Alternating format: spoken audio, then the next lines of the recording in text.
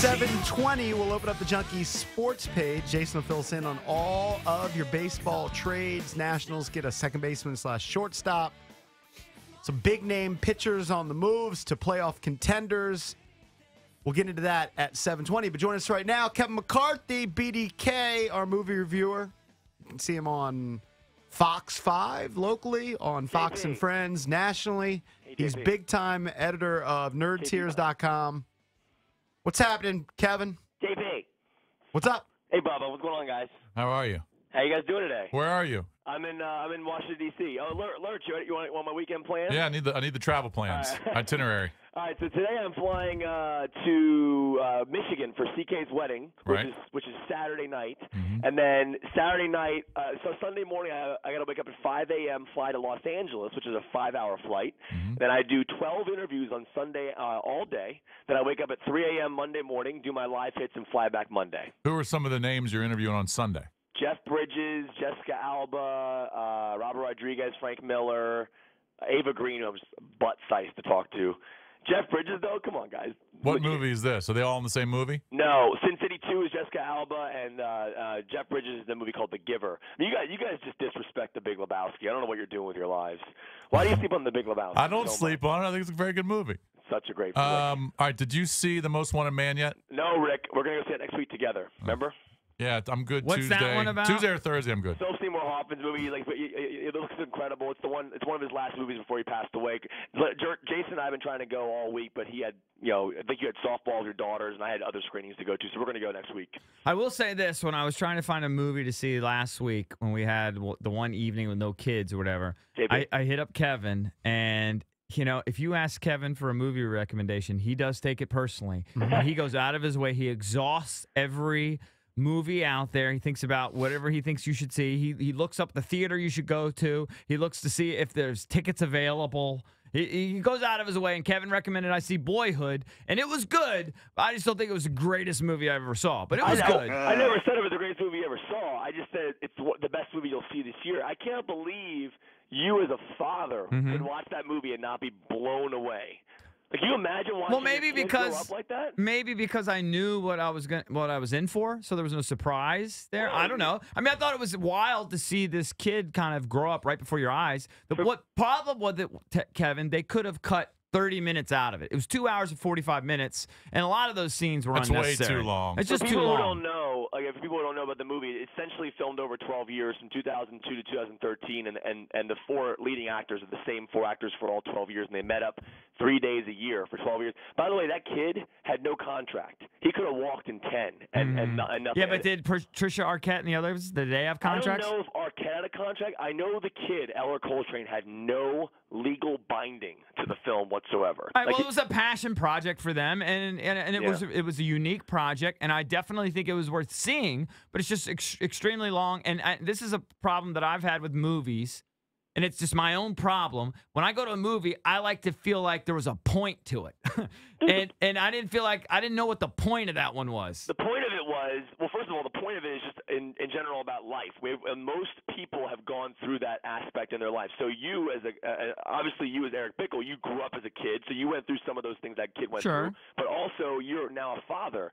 So, clearly that's a different family situation considering their divorce. But you definitely, I'm sure, will have conversations like that with your son at some point. For in your sure, life. there are relatables to it, but I just didn't understand what was the director what was the director trying to, what was the point he was trying to make with this film? I think the point is that he's capturing life. I mean, the whole idea, then he did a good job of that. Yeah, I mean, you got to think about the fact that every bit of those, every time it changed years, he didn't come out blatantly and say you're now in 2014 and 2012. It's all done through music cues. So you can't tell me when you heard those little song cues every time that you thought about maybe where you were in time. It's kind of crazy. Like every song they played in that movie, you knew. You know what's cool, Jason? So throughout the movie, so like at the beginning you see him, and they're like with the original like Apple computer when it first came out, and then you see him with like the first iPod, and then you see him with the Game Boy, and then you see the kids are dancing to Britney Spears, "Baby I Did It Again," or "Oops I Did It Again."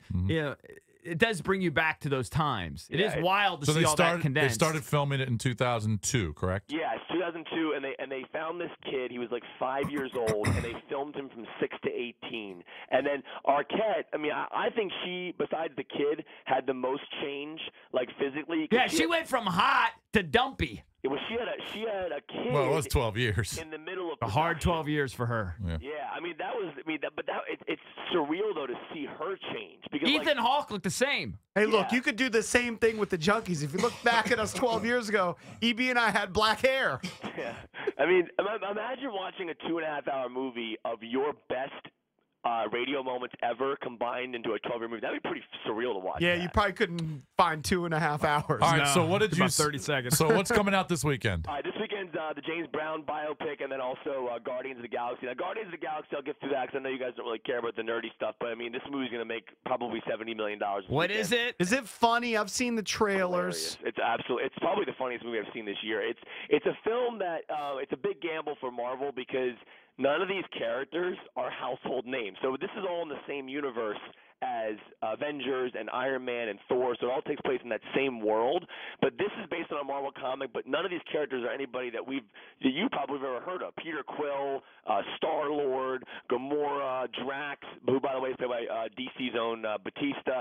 And the movie is basically about these 5 unlikely heroes who essentially assemble in a prison and become the Guardians of the Galaxy and essentially have to protect the galaxy. Now, it sounds super nerdy, but it's the element of how funny and how well it's written, and everything about it works. Like, the action is very Star Wars-like. Then you have an incredibly funny script with a really good emotional core to it, and every actor is great. Chris Pratt is unbelievable. Now, if you've seen the trailers for it, that little raccoon, that's Bradley Cooper. That big tree is Vin Diesel, and they weren't cast until halfway through production, so they did all their scenes in a separate booth later on. But everything seems so realistic, and it feels so natural when you're watching it. It is so much fun to watch. I'm telling you right now, if you're a big action fan, but also a big comedy fan, dude, it's the funniest movie I've seen this year. Let me ask you this, Kevin. You know how television has changed? There aren't really like sitcoms anymore or different like shows like we grew up on. I don't know, like Dallas, or there don't seem to be many of those Dallas shows. is actually back on TV. Right. But you understand my point. It's all reality TV. It's all garbage, Big Brother, blah, blah, blah. Yeah, yeah. Movies seem to have changed now too, right? It's all like comics, animation. Like what happened to the Pelican Brief, The Firm, the courtroom dramas, murder mystery? What happened to those movies? I feel like what's happening now, and this is just my personal opinion on the situation, is that like the movies that are coming out Thank you, Valdez. that do a lot of big numbers are movies that you need to see in a theater.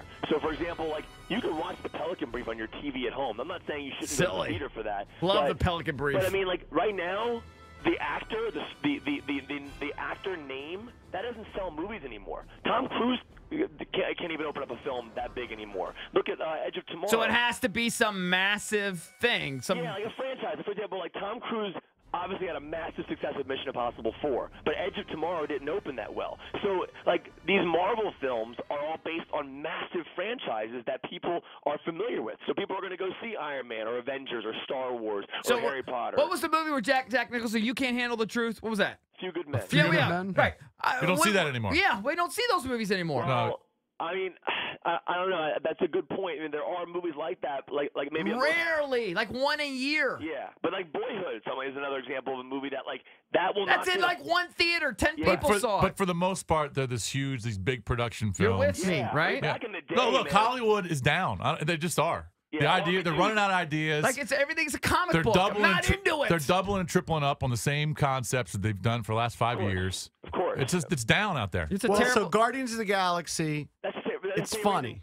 Eric, why Boyhood's in 300 theaters and Guardians is in 4,000? Because most people don't. I mean, Boyhood, in my opinion, is one of the best movies I've seen in years, but it's not going to garner a massive audience. It really won't. It just won't. Did you ever review what was your official rating on Guardians of the Galaxy? I'm somewhat intrigued. 4.5 out of 5.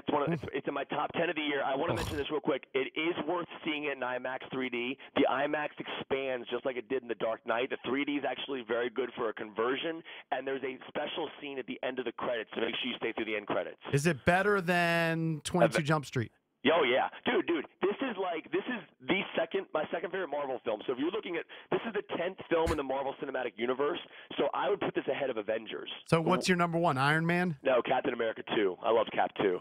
Okay. Yeah. All right. So you saw Get On Up. Yeah. The James Brown movie. Now, this is a movie, Eric, I think you would like this movie. All right. This is the biopic about James Brown. What they do here, which is kind of cool, is it's told in nonlinear fashion. So basically, it jumps around in his life. So we start off like at an older age, and you go back to him as a kid, then you go to his midlife, and the movie has like this special energy to it. It feels like you're watching a James Brown concert for 2 hours and 20 minutes. It has that like upbeat energy, but they treat it very fairly. I mean, they definitely focus on the negatives about his life and the positives about his life. It's not just they don't just like show positives, and they give you everything about this man, which is kind of cool. And Chadwick Boseman, who you guys had on your show for 42, plays you play Jackie Robinson, now you're playing James Brown. He is amazing. Like you never see Chadwick Boseman on camera. You always see James Brown. Like he commands like an insane amount of presence and confidence in the character.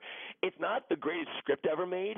I almost compared it to The Wrestler, and here's why. The Wrestler was a movie that had an amazing performance, but the movie itself was mediocre, and Ricky Rourke elevated that movie. James Brown's movie, Chadwick Boseman elevates a very, very mediocre script to becoming a great film. So he is so worth seeing on camera that it is worth going to theaters to see. The music's great. It's just a little bit long. I think it's 2 hours and 20 minutes. Is this in a lot of theaters? Oh yeah, it's huge. It's gonna be it's like the second biggest release of the weekend. Guardians will probably win because it has the IMAX 3D tickets, but this is James Brown. We could probably all name 5 James Brown songs. I mean, these ones that you've heard before. Not me, brother. Well, when are you seeing Into the Storm? I'm seeing Into the Storm next Tuesday. You want to go?